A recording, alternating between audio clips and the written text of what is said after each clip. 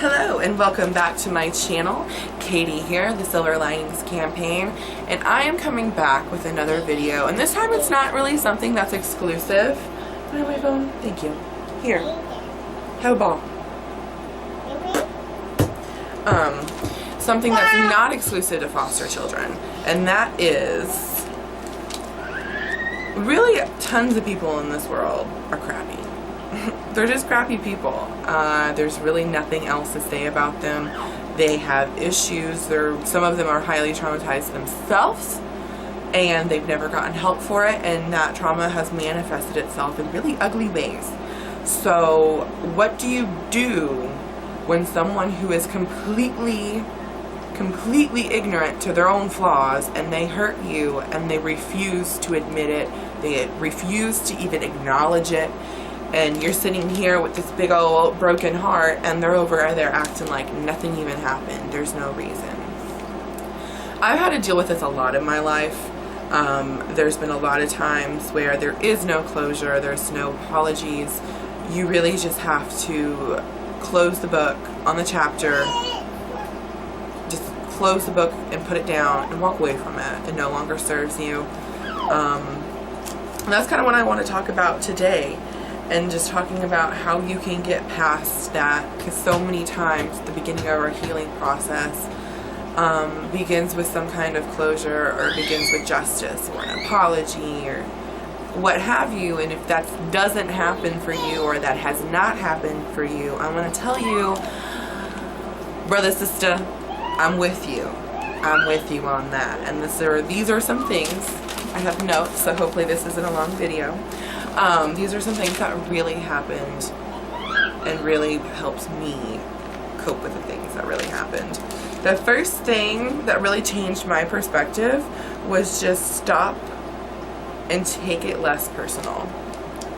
When I think about the person who perpetrated against me, and I spoke about in my very first video, my foster care story, Justice, I think about the fact that he was so messed up in his head. He perpetrated against me, he perpetrated against other people.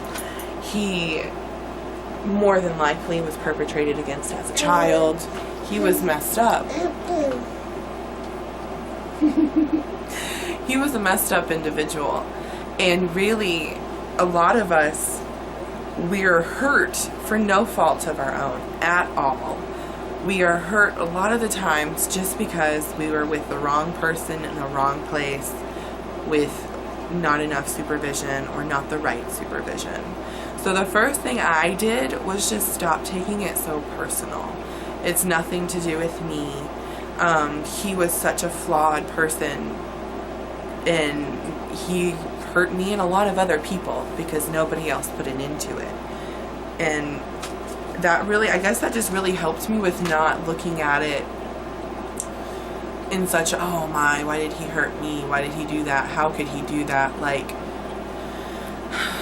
when you stop asking why they're doing something to you and ask yourself why they're doing it, period.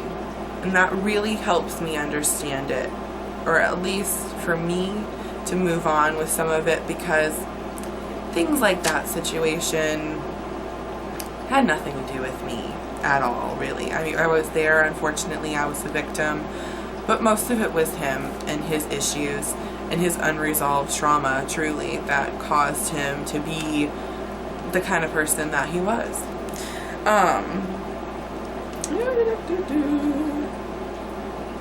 So that was something that kind of echoed through my life, was these unhealthy people who are hurting me, and you get to a point where you're so traumatized that you start to wonder, is there a reason? Am I flawed as well? Maybe I'm the one that's weird, maybe they're the one that's healthy. All the while these people are telling you what's going on is normal. They're telling you, you know, this happens everywhere. One thing that really what happens in this house stays in this house. I would almost count that as a red flag at this point. If you hear that, I would count that as a red flag. because almost every single toxic foster family that I had said that to me. What happens in this house stays in this house. Because listen, your house is not Vegas. You should be able to have open conversations about what's going on in your household. You shouldn't be that ashamed of what's going on. So I think that was another thing that really helped me, was just understanding that I was healthy and they were unhealthy. I love psychology. I love everything about it. And one thing that really has helped me understand a lot of my past is psychology. Finding out that the people who treated me this way more than likely were treated like that themselves. And then I find out sometime in certain cases that I was right. They were abused, and they unfortunately, instead of learning from that abuse and the pain, they just learned to emulate it. That's not my place to help you get through your trauma. You shouldn't be treating people like that. If you have unresolved trauma and it's coming out and it's manifesting itself in really nasty ways, go get help. Like, it's never too late to try to work through these things and try to figure out how to be a healthier person. But I knew that I was the healthy one. I was not unhealthy for thinking that there should not be chains on the refrigerator. I was not unhealthy for thinking, you know, people shouldn't be doing or saying things to me that they're saying. I was healthy and they were unhealthy. And if you're in that situation, just make that your mantra. If you're having to live in a ridiculous situation, I'm healthy, they're unhealthy. Try to even like disassociate yourself with their toxicity if you can at all. And if you can't physically, you can't get away, you don't really have privacy, at the very least try to like, don't stoop by any means. I might get into a whole video about stooping. I stooped. No shame in that game, sister. You want a family, you want a community, you'll do just about anything, and you'll mush yourself and form yourself just about any way to get that little bitty tiny piece of family that you want.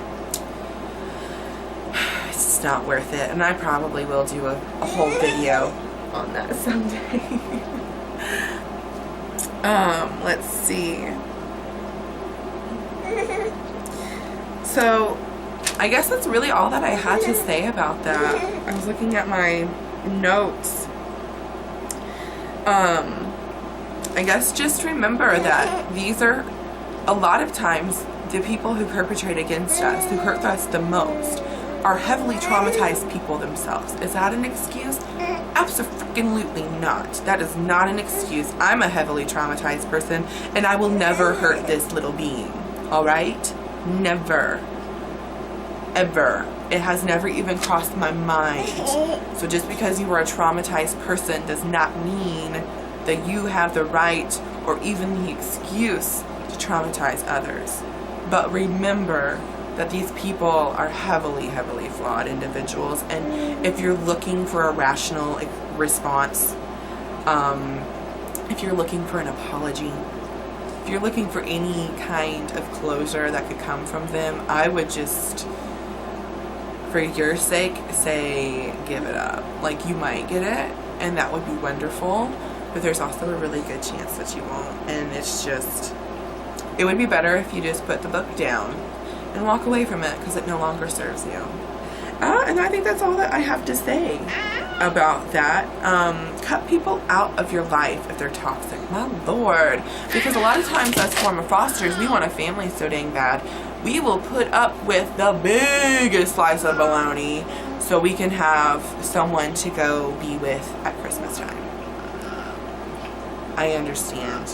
I probably understand more than anyone else could understand. I've spent Christmases in hotel rooms. I spent my Christmas, Thanksgiving, and all of that in a Hampton Inn Suites by myself, eating ramen noodles because my direct deposit hadn't gone through yet. And I watched Duck Dynasty and Alaska's Last Frontier. And it was hard. But me, myself, I would rather be alone completely and sad about it than be with people who treat me wrong, people who are toxic, and people who don't serve me, people who do not, their influences are not good influences, I would rather be alone. And I hope if you're not at that place, you can get to that place, because that is the place you need to be. Don't put up with the toxic. Don't put up with the unhealthy behavior just because it's all you have and it's all you know. Find your tribe, alright? Find your tribe. There are people out there who love you, and people out there who will appreciate you and who will not be abusive towards you. That's all I have to say about that, and I hope that you enjoyed this video. Of course, if you want to banter back at me at KatyHuntis, KatyHuntis, which is actually my middle name. I've had quite a few people message me and like, is that like, do you like to hunt or something? No, that's actually one of my middle names, which again is a long story, and I'll probably do a whole video just on my name. When you get adopted and everyone wants to change your name. My name wasn't even Katie to begin with, it was Rochelle. That's a little teaser. I'll see you next time, guys. Bye!